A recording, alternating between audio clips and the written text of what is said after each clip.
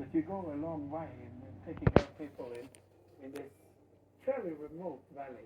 It is. It's still a very popular place. It's about 35,000 tourists coming during 3 months.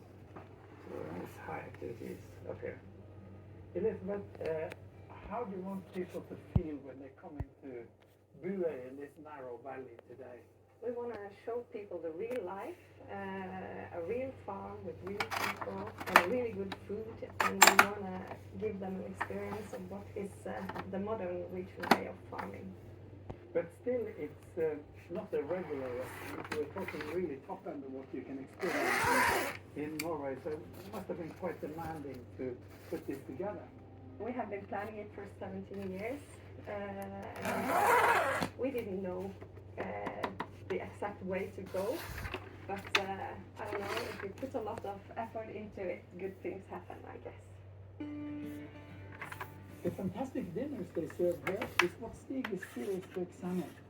He's at the kitchen with Chef Erlend Stueland, who is preparing this evening's culinary treats. So, what are you going to impress us with today? Today, Stig, we are going to try some of our dishes from the menu right now.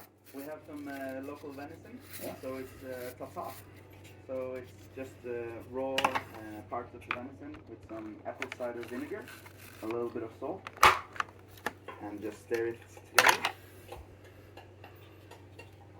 So just start with baking the venison, push it on the plate. Then we have porcini mushroom mayonnaise. Then we have some salted onions, which we top it up.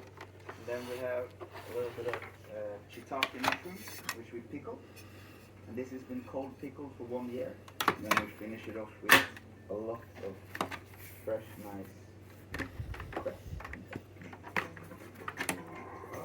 Before we head in and eat, I think we need to do some exercise. And Ola, you will take us up to the mountain. Yes, I will take you up to Bruastølen and a mountain farm. We have to go with the sheep and cows. Yeah. It looks like a steep trip. Little bit, then it's okay to go. Yeah. I think that's perfect for us, Sigrid, at least for me.